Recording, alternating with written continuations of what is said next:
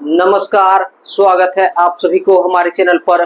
तो आज के सेशन में हम बिहार बोर्ड एग्जाम 2027 के लिए देखिए, बिहार बोर्ड एग्जाम 2027 के लिए क्लास ट्वेल्थ का जो है भूगोल भूगोल यानी कि ज्योग्राफी के बारे में जो है सबसे पहले सिलेबस को पढ़ेंगे कि सिलेबस को क्या क्या पढ़ेंगे। उसके बाद एग्जाम पैटर्न को समझेंगे और उसके बाद समझेंगे कि आप लोग जो है ज्योग्राफी सब्जेक्ट में 90 से अधिक अंक जो है कैसे लाए, इस बात को समझेंगे। तो अगर आप लोग जो है आर्ट्स विषय में ज्योग्राफी सब्जेक्ट लिए हैं तो पूरा सेशन को ध्यान से जरूर देखिएगा, क्योंकि यह सेशन आप लोगों के लिए काफी इम्पोर्टेंट होने वाला है।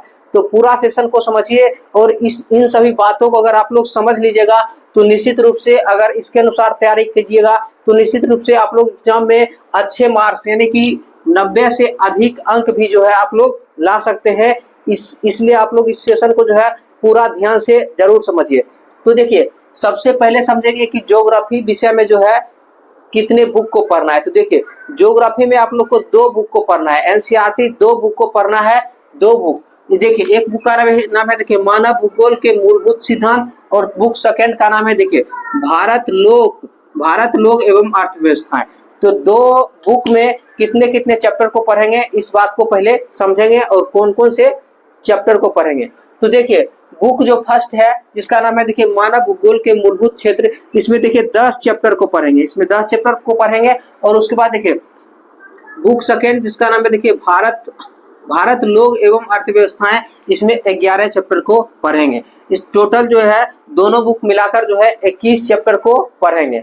तो सबसे पहले देखिए बुक फर्स्ट में कौन कौन से चैप्टर को पढ़ेंगे। और देखिए दोनों बुक में बहुत सारा चैप्टर कॉमन है, यानी कि जो इस बुक में पढ़ना है और वो सेम टू सेम बात इस बुक में भी पढ़ना है। तो दोनों बुक में कुछ चैप्टर क्या है, कॉमन है। तो देखिए, तो जैसे देखिए यहाँ पर देखिए मानव विकास हो गया, यहाँ पर मानव विकास होगा, तो दोनों में सेम चैप्टर है, कॉमन चैप्टर है, ठीक है। तो सबसे पहले समझते हैं कि बुक फर्स्ट में कौन कौन चैप्टर को पढ़ेंगे और बुक सेकंड में कौन कौन से चैप्टर को पढ़ेंगे। तो देखिए बुक फर्स्ट में देखिए फर्स्ट चैप्टर है देखिए मानव भूगोल प्रकृति एवं विषय क्षेत्र। तो बुक फर्स्ट में फर्स्ट चैप्टर का नाम है कि देखिए मानव भूगोल प्रकृति एवं विषय क्षेत्र। इसमें मानव भूगोल पढ़ते हैं, मानव भूगोल के क्षेत्र उपक्षेत्र हो गया, मानव भूगोल के सिद्धांत, मानव भूगोल का परिभाषा, इन सभी बातों को जो है अध्याय 1 में फर्स्ट चैप्टर में पढ़ते हैं। तो याद रखिएगा फर्स्ट चैप्टर का नाम क्या है, मानव भूगोल प्रकृति एवं विषय क्षेत्र। उसके बाद देखिए 2 नंबर चैप्टर है देखिए विश्व जनसंख्या, यानी कि विश्व का जो जनसंख्या है, जनसंख्या वितरण क्या होता है, जनसंख्या वृद्धि क्या होता है, जनसंख्या घनत्व क्या होता है, इन सभी बातों को जो है 2 नंबर चैप्टर में पढ़ेंगे, जिसका नाम है देखिए विश्व जनसंख्या वितरण घनत्व और वृद्धि। उसके बाद देखिए 3 नंबर चैप्टर देखिए जनसंख्या संगठन, यानी कि जनसंख्या को जब आयु लिंग के आधार पर जो है क्या करते हैं, आयु लिंग हो गया, काम हो गया, इन सभी के आधार पर जब बांट देते हैं तो उसी को क्या कहते हैं, जनसंख्या संगठन कहते हैं, जिसके बारे में जो है 3 नंबर चैप्टर में पढ़ेंगे। उसके बाद देखिए 4 नंबर चैप्टर है देखिए मानव विकास। 4 नंबर चैप्टर क्या है, मानव विकास के बारे में पढ़ेंगे। देखिए 5 नंबर चैप्टर है देखिए प्राथमिक क्रियाएं। प्राथमिक क्रियाएं क्या होता है, जैसे कृषि क्षेत्र को क्या कहते हैं, प्राथमिक क्रिया कहते हैं। प्राथमिक क्रिया जैसे कृषि हो गया, मछली पालन हो गया, पशुपालन हो गया, ये सभी किसके अंतर्गत आते हैं, प्राथमिक क्रिया के अंतर्गत। उसके बाद देखिए हो गया द्वितीय क्रिया, यानी कि प्राथमिक क्रिया से जो वस्तु प्राप्त होता है उसको क्या करते हैं, तो उससे जो है जब अधिक गुण वाले वस्तु बनाए जाते हैं, अधिक उपयोगी वस्तु बनाए जाते हैं, तो उसी को क्या कहते हैं, द्वितीय क्रिया। तो प्राथमिक क्रिया के बाद द्वितीय क्रिया पढ़ते हैं। उसके बाद तृतीय क्रिया मतलब उद्योग के बारे में पढ़ते हैं। उसके बाद देखिए तृतीयक और चतुर्थ क्रियाएं। देखिए 5 नंबर चैप्टर है देखिए प्राथमिक क्रियाएं, 6 नंबर है देखिए द्वितीय क्रियाएं, 7 नंबर है देखिए तृतीयक और चतुर्थ क्रियाकलाप, 7 नंबर है देखिए परिवहन और संचार, इसमें परिवहन के बारे में पढ़ते हैं, संचार के बारे में पढ़ते हैं। उसके बाद देखिए 8 नंबर चैप्टर है देखिए अंतरराष्ट्रीय व्यापार। 8 नंबर चैप्टर क्या है, अंतरराष्ट्रीय व्यापार, यानी कि 2 या 2 से अधिक देशों के बीच जब व्यापार होता है तो उस व्यापार को क्या कहते हैं, अंतरराष्ट्रीय व्यापार कहते हैं। और अंतरराष्ट्रीय व्यापार के बारे में जो है 9 नंबर चैप्टर में पढ़ेंगे। उसके बाद देखिए 10 नंबर चैप्टर है मानव बस्ती। मानव बस्ती जो है जैसे नदी के किनारे किस प्रकार की बस्ती का आकार होता है, पर्वत के किनारे किस प्रकार का होता है, सड़क के किनारे किस प्रकार का होता है, झील के किनारे किस प्रकार के वस्तु का जो है प्रतिरूप होता है, उन सभी चीजों के बारे में जो है 10 नंबर चैप्टर में पढ़ेंगे। तो आप लोग याद रखिएगा कि फर्स्ट बुक में 10 चैप्टर को पढ़ना है। और देखिए सेकंड बुक जिसका नाम है देखिए भारत लोक एवं अर्थव्यवस्थाएं, इसमें 11 चैप्टर को पढ़ेंगे। देखिए जिसमें फर्स्ट चैप्टर देखिए जनसंख्या वितरण घनत्व वृद्धि और संगठन। तो याद रखेगा सेकेंड बुक में फर्स्ट चैप्टर कौन क्या है कि जनसंख्या वितरण घनत्व वृद्धि और संगठन। और देखिए 2 नंबर चैप्टर है देखिए प्रवास हो गया, प्रकार हो गया और परिणाम। 2 नंबर चैप्टर का नाम क्या है प्रवास, प्रकार और परिणाम। उसके बाद देखिए 3 नंबर चैप्टर है देखिए मानव विकास। 4 नंबर देखिए मानव बस्ती। देखिए मानव विकास इसमें फर्स्ट बुक में भी है और सेकेंड बुक में भी। देखिए फर्स्ट बुक में भी है 3 नंबर चैप्टर मानव विकास, इसमें देखिए 4 नंबर चैप्टर में है और इसमें देखिए 3 नंबर चैप्टर है। देखिए मानव बस्तियां इसमें भी है 4 नंबर में और देखिए फर्स्ट बुक में भी है 10 नंबर। तो दोनों चैप्टर क्या है कॉमन बात है, ठीक है, मतलब जो बात इसमें पढ़ना है वही बात इसमें भी पढ़ना है, कॉमन बात है, ठीक है। तो दोनों में है, तो इससे क्या हो जाता है कि जो बात इसमें पढ़ेंगे उसी बात को दो सेकेंड बुक में पढ़ेंगे, जिससे रिवीजन हो जाता है और रिवीजन हो जाएगा तो आप लोग को अच्छे से आसानी से याद हो जाएगा। देखिए 5 नंबर चैप्टर देखिए भू संसाधन तथा कृषि। भू संसाधन है कि भूमि संसाधन और कृषि। 6 नंबर चैप्टर है देखिए जल संसाधन। 7 नंबर देखिए खनिज हो गया और ऊर्जा संसाधन के बारे में पढ़ते हैं, खनिज क्या होते हैं, ऊर्जा संसाधन क्या होते हैं, इन सभी के बारे में पढ़ते हैं। 8 नंबर चैप्टर है देखिए निर्माण उद्योग। उद्योग हो गया, उद्योग वर्गीकरण के बारे में पढ़ते हैं, काफी इंपोर्टेंट चैप्टर है, ठीक है। और देखिए 9 नंबर चैप्टर देखिए भारत के संदर्भ में नियोजन एवं सतत पोषणीय विकास। 10 नंबर चैप्टर है देखिए परिवहन और संचार। देखिए परिवहन और संचार इसमें भी है देखिए 10 नंबर चैप्टर और इधर भी देखिए 8 नंबर चैप्टर। देखिए 3 चैप्टर यहाँ पर कॉमन है देखिए, और परिवहन संचार इधर भी है और इधर भी है, ठीक है। और 8 नंबर है देखिए भौगोलिक परिक्षेप में चयनित कुछ मुद्दे एवं समस्याएं। तो देखिए इसमें 11 चैप्टर को पढ़ेंगे, इसमें 10 चैप्टर को पढ़ेंगे। देखिए कॉमन चैप्टर भी बहुत सारा है, ठीक है। देखिए यहाँ पर है जनसंख्या वितरण घनत्व और वृद्धि और संगठन। यहाँ पर भी देखिए जनसंख्या संगठन, ये सभी क्या देखिए इसमें विश्व जनसंख्या वितरण घनत्व और वृद्धि। तो बहुत सारा चैप्टर में कॉमन बात को पढ़ते हैं, ठीक है। फर्स्ट बुक में पढ़िएगा ना, फर्स्ट बुक को पढ़ने के बाद जो है सेकेंड बुक को जब पढ़िएगा तो आप लोगों को लगेगा कि फर्स्ट बुक में क्या हो रहा है रिवीजन हो रहा है, ठीक है। तो इस तरह से दोनों में कॉमन बात को जो है पढ़ते हैं। तो सबसे पहले सिलेबस को समझ गए, अब देखिए समझेंगे एग्जाम पैटर्न। तो मेन चीज आप लोग को एग्जाम पैटर्न को समझना है। तो देखिए एग्जाम पैटर्न के लिए आप लोग यहाँ पर ध्यान दीजिए, यहाँ पर ध्यान दीजिए एग्जाम पैटर्न को समझने के लिए। यहाँ पर जो है एग्जाम पैटर्न को समझने के लिए आप लोग जो है ध्यान दीजिए इस बॉक्स के अंदर। तो देखिए एग्जाम पैटर्न को समझेंगे, एग्जाम पैटर्न को एग्जाम पैटर्न देखिए आप लोग का 70 मार्क्स का एग्जाम होगा। एग्जाम कितने मार्क्स का होता है 70 मार्क्स का। 70 मार्क्स का क्या होता है एग्जाम होता है और 30 मार्क्स जो है प्रैक्टिकल दिया जाता है। इसके लिए देखिए 3 घंटे जो है 3 घंटे 15 मिनट का समय दिया जाता है। 15 मिनट का क्या दिया जाता है समय दिया जाता है। और देखिए 3 प्रकार क्वेश्चन पूछता है, 3 प्रकार के। एक सबसे पहले देखिए ऑब्जेक्टिव क्वेश्चन पूछता है, ऑब्जेक्टिव क्वेश्चन देखिए 70 क्वेश्चन ऑब्जेक्टिव पूछता है और 70 पूछता है और इसमें बनाना होता है 35 तो है इसमें से बनाना होता है और यहाँ से प्रत्येक क्वेश्चन के लिए 1 मार्क्स मिलता है। तो 35 क्वेश्चन के लिए कितना मार्क्स मिल जाएगा 35 मार्क्स आप लोग को यहाँ से मिलेगा, ठीक है। 35 मार्क्स यहाँ से मिलेगा। याद रखिएगा एक क्वेश्चन के लिए 1 मार्क्स मिलता है, तो 35 क्वेश्चन के लिए कितना 35 मार्क्स। 70 क्वेश्चन आप लोग को दिया जाएगा ऑब्जेक्टिव और 70 में से आप लोग को 35 बनाना पड़ेगा, ठीक है। तो समझ रहे हैं कितना एग्जाम पैटर्न कितना इजी है। 70 में से 35 जो आप लोग को मन हो, जो आप लोग को याद है कंफर्म, उसी 35 क्वेश्चन को क्या किया जाता है बनाया जाता है, ठीक है। उसके बाद देखिए 2 नंबर देखिए शॉर्ट क्वेश्चन जिसको लघुत्तरीय क्वेश्चन बोलते हैं। देखिए 20 पूछता है, 20 प्रश्न जो है पूछता है और इसमें बनाना पड़ता है 10 क्वेश्चन और प्रत्येक के लिए 2 मार्क्स दिया जाता है। तो 10 क्वेश्चन के लिए यहाँ से कितना मार्क्स मिलेगा 20 मार्क्स यहाँ से मिलेगा, 20 मार्क्स यहाँ से मिलेगा। देखिए 2 मार्क्स दिया जाता है और 10 क्वेश्चन को बनाइएगा तो 20 मार्क्स में दिया जाता है। और देखिए जो यहाँ पर देखिए 20 क्वेश्चन पूछता है ना, उसमें से 10 क्वेश्चन पूरा बेसिक रहता है, 10 क्वेश्चन पूरा बनाने वाला रहता है। कि निश्चित रूप से अगर आप लोग थोड़ा भी ध्यान दीजिएगा ना तो 20 क्वेश्चन जो पूछेगा 20 में से 10 क्वेश्चन आप लोग आसानी से बना लीजिएगा।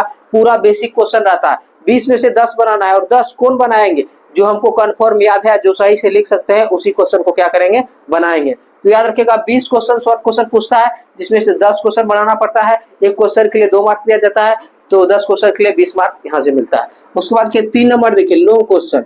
3 नंबर देखिए लॉन्ग क्वेश्चन देखिए, लॉन्ग क्वेश्चन जो है देखिए 6 क्वेश्चन पूछता है, 6 क्वेश्चन पूछता है और इसमें बनाना पड़ता है 3 क्वेश्चन, और एक क्वेश्चन के लिए 5 मार्क्स दिया जाता है। लॉन्ग क्वेश्चन जो रहता है एक क्वेश्चन के लिए 5 मार्क्स दिया जाता है, तो 3 क्वेश्चन के लिए कितना मार्क्स मिलेगा? 3 क्वेश्चन के लिए यहाँ से 15 मार्क्स मिलेगा, 15 मार्क्स मिलेगा। टोटल कितना हो गया? टोटल 70 मार्क्स हो गया। देखिए 70 मार्क्स का क्या होता है? एग्जाम होता है। तो ये होता है एग्जाम पैटर्न। अब देखिए, अब एग्जाम पैटर्न को समझ गए हैं, एक बार फिर से समझिए। ऑब्जेक्टिव क्वेश्चन 70 क्वेश्चन पूछता है, जिसमें से 35 क्वेश्चन बनाना पड़ता है। एक क्वेश्चन के लिए क्या 35 क्वेश्चन 1 मार्क्स रहता है, तो 35 क्वेश्चन के लिए 35 मार्क्स ऑब्जेक्टिव से मिलता है। शॉर्ट क्वेश्चन 20 क्वेश्चन पूछता है, 10 क्वेश्चन बनाना पड़ता है, तो प्रत्येक क्वेश्चन के लिए 2 मार्क्स मिलता है। 10 क्वेश्चन बनाइएगा सही से, सिर्फ लिखा हुआ सही होना चाहिए, ठीक है, और राइटिंग थोड़ा सही होना चाहिए, शुद्ध लिखा होना चाहिए, नंबर इसमें नहीं कटता है। तो 10 क्वेश्चन के लिए 20 मार्क्स यहाँ से मिलता है। उसके बाद कि लॉन्ग क्वेश्चन 6 क्वेश्चन पूछता है और बनाना पड़ता है कितना क्वेश्चन? 3 क्वेश्चन बनाना पड़ता है। एक क्वेश्चन के लिए 5 मार्क्स दिया जाता है, 3 क्वेश्चन के लिए 15 मार्क्स दिया जाता है। तो अब देखिए, आप लोग एग्जाम में सभी क्वेश्चन को कब बना सकते हैं? देखिए, यानी कि ऑब्जेक्टिव भी सभी बनाना है, शॉर्ट क्वेश्चन भी सब बनाना है और लॉन्ग क्वेश्चन भी बनाना है, और समय कितना दिया जाता है? 3 घंटे 15 मिनट का समय रहता है। तो आप लोग अगर 90 से अधिक अंक लाना चाहते हैं तो आप लोगों को इस बात को ध्यान में रखना होगा कि आप लोग पूरा बुक को पढ़ लीजिए। अगर टाइम मैनेज नहीं हुआ, टाइम यानी कि आप लोग को 3 घंटे 15 मिनट में इन सभी क्वेश्चन को बनाना पड़ेगा, जिसके लिए आप लोग को टाइम मैनेज करना होगा। तो टाइम मैनेज के लिए क्या कीजिएगा? क्वेश्चन बैंक के सेट बनाइएगा, मॉडल पेपर बनाइएगा। एग्जाम जो है एग्जाम पैटर्न के आधार पर टेस्ट एग्जाम दीजिएगा, जिससे आप लोग को पता चलेगा कि जो पर्याप्त समय मिलता है 3 घंटे 15 मिनट का, उसमें हम सभी क्वेश्चन को बना पाते हैं या नहीं।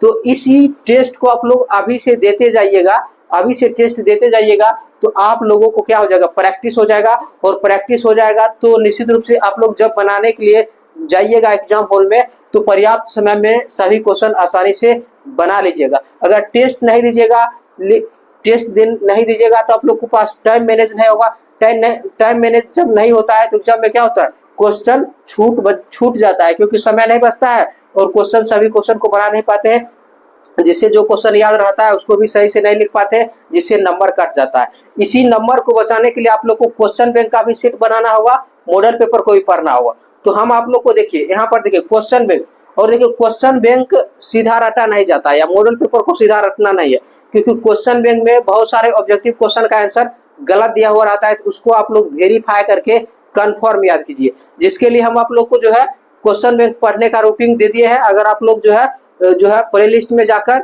जो है देख लीजिएगा, क्वेश्चन बैंक को जो है आप लोग को सभी सब्जेक्ट का क्वेश्चन बैंक का जो है तैयारी कराया जाता है। तो जो भी क्वेश्चन बैंक से हिस्ट्री, ज्योग्राफी, हिंदी हो गया, अंग्रेजी हो गया, होम साइंस हो गया, पॉलिटिकल साइंस हो गया, जो भी सब्जेक्ट आप लोग का है, तो उसको आप लोग एक बार वेरीफाई कर लीजिए कि जो याद कर रहे हैं वो सही है या नहीं है। रटिए नहीं, उसको समझकर याद कीजिए, ताकि आप लोग को जो है सही से याद कीजिए। उसके बाद देखिए क्वेश्चन बैंक हो गया। उसके बाद देखिए मॉडल पेपर में भी बहुत सारे ऑब्जेक्टिव क्वेश्चन का आंसर गलत दिया हुआ रहता है, तो उसको भी आप लोग वेरीफाई करके याद कीजिए। एक सेट में 10-10 ऑब्जेक्टिव क्वेश्चन का आंसर गलत दिया हुआ रहता है, उसको वेरीफाई करके आप लोग को क्या करना है? याद करना है। उसके लिए देखिए, हम आप लोग को देखिए क्वेश्चन बैंक में जितने सेट है उसको सबको वेरीफाई करा दिया जाएगा। उसके बाद देखिए यहाँ पर समझिए, यहाँ पर देखिए एग्जाम पैटर्न के आधार पर आप लोग को देखिए, एग्जाम पैटर्न के आधार पर देखिए 15 सेट दिया जाएगा। 15 सेट जो है ज्योग्राफी का जो है दिया जाएगा। उस 15 सेट में मतलब जिस तरह से एग्जाम होता है उसी एग्जाम के आधार पर उसमें जो है ऑब्जेक्टिव क्वेश्चन भी रहेगा, शॉर्ट क्वेश्चन भी रहेगा, लॉन्ग क्वेश्चन भी रहेगा। तो 15 सेट यहाँ पर बोले हैं, 15 से अधिक 20 भी आप लोग को मिल जाएगा, अभी से ही मिलेगा, ठीक है। 15 से 20 सेट आप लोग को मिलेगा। अगर उस 20 सेट को अगर आप लोग हल कर लेते हैं तो निश्चित रूप से एग्जाम में आप लोग से एक भी ऑब्जेक्टिव क्वेश्चन गलत नहीं हो सकता है। शॉर्ट क्वेश्चन आराम से बना लीजिएगा, जितना 20 क्वेश्चन पूछेगा 20 में से 10 बनाना है। देखिए शॉर्ट क्वेश्चन पूछता है, हम आप लोग को देखिए 50 से 60 क्वेश्चन अगर हम आप लोग को बता देते हैं, तो उसी में से आप लोग को जो है 20 क्वेश्चन जब पूछेगा तो 20 में से 10 क्वेश्चन आराम से बना लीजिएगा। और लॉन्ग क्वेश्चन देखिए 6 क्वेश्चन पूछता है, इसमें 3 बनाना पड़ता है। इसके लिए अगर हम 20 क्वेश्चन बता देते, लॉन्ग क्वेश्चन अगर हम 20 क्वेश्चन बता देते आप लोग, और 20 क्वेश्चन को आप लोग जो है पढ़ लीजिएगा, 2-4 बार पढ़ लीजिएगा, तो निश्चित रूप से उसी में से आप लोग को 3 क्वेश्चन आसानी से बना सकते हैं। तो निश्चित रूप से आप लोग जो है क्वेश्चन बैंक को जब पढ़िए तो उसको वेरीफाई को करके पढ़िए, मॉडल पेपर को जब पढ़िए तो वेरीफाई करके पढ़िए। और हम आप लोग को जो है चैप्टर को भी बताएंगे एक क्लास में जो है पीडीएफ के माध्यम से। देखिए पीडीएफ के माध्यम से हम आप लोग को हर एक चैप्टर पढ़ा देंगे और चैप्टर से संबंधित जो है ऑब्जेक्टिव क्वेश्चन सब्जेक्टिव क्वेश्चन बता देंगे, उसको भी आप लोग को पढ़ना है। उसके बाद देखिए उसके बाद जो है क्वेश्चन बैंक को पढ़ना है, मॉडल पेपर को पढ़ना है और हम आप लोग को सबसे पहले ऑब्जेक्टिव को अच्छी तरह से तैयारी करना है। उसके बाद हम आप लोग को 50 से 60 क्वेश्चन का एक ही जो है सेट दे दिया जाएगा, आप लोग को एक ही बार में बता दिया जाएगा, उसको आप लोग याद कर लीजिएगा। तो निश्चित रूप से आप लोग को जो है शॉर्ट क्वेश्चन 20 क्वेश्चन पूछेगा तो 10 क्वेश्चन उसी में से बना लीजिएगा। उसके बाद लॉन्ग क्वेश्चन 20 क्वेश्चन का सेट मिलेगा, उसको याद कर लीजिएगा, समझ लीजिएगा। तो 6 क्वेश्चन पूछेगा तो उसमें 3 बनाना पड़ता है, 3 क्वेश्चन आप लोग आसानी से बना सकते हैं। इतना बात आप लोग याद रखिए, इतना बात याद रखिएगा।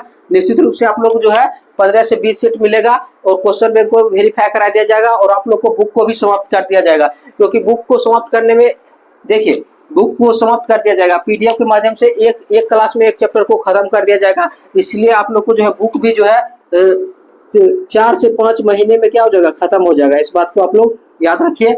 तो आज के सेशन को इतना ही तक रखेंगे। आप लोग इस चैनल पर अगर नए हैं तो चैनल से जुड़ जाइए और सेशन आप लोग को पसंद है तो सेशन को लाइक कीजिए, शेयर कीजिए और चैनल को सब्सक्राइब कीजिए। मिलते हैं अगले सेशन में, धन्यवाद।